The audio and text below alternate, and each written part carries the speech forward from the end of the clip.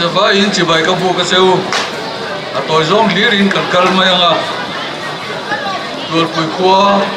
Konuam Tak, my Mizoram Asuan, Konuam Polia, Kamaya, Katena to Nitsua, Ledita, don't try Lemin Aum Tayan Tikani, Katena Transuan, Konuam Tak, Koro Rentak, Ani.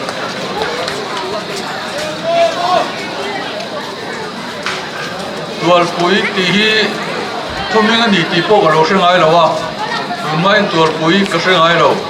amaro chu tun na ya chuan Mizorama kholar ber pol alo dita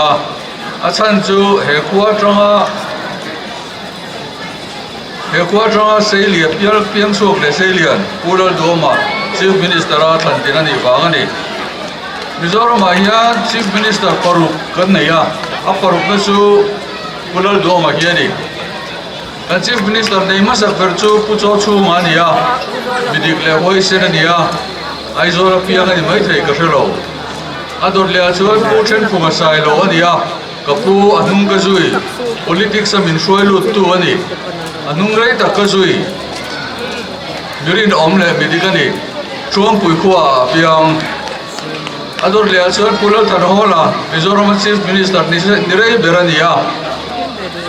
Durtlam Hospital apiang ador le apolal denga chief minister ani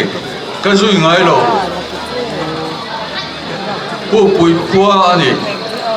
ador le apu zoram thanga sam thanga apiang aparuk na chu pulal duama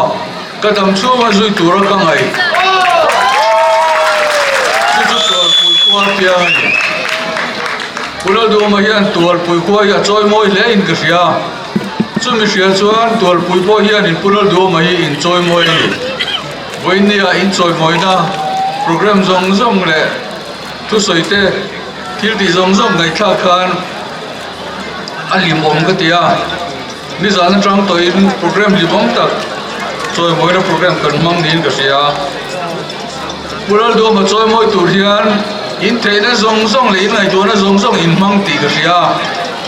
Mishing na ati thei choi boile sang berhi in lanin gria lal thu thleng in bo saya inan thutira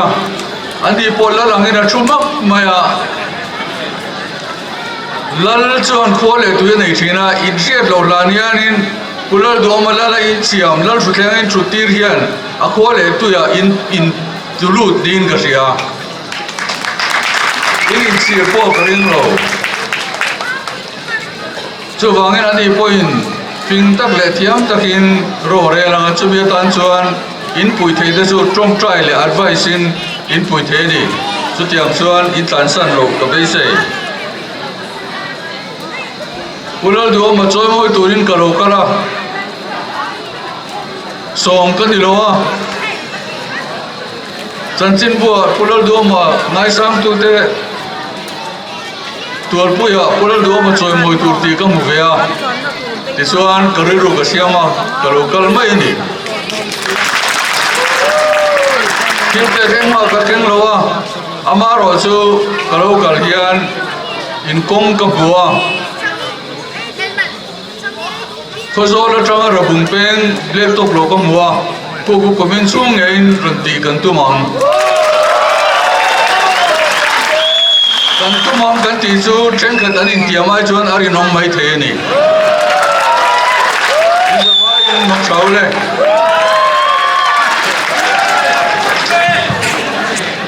avan tha em pu van na kan honorable minister PWD chunga lom thu kan se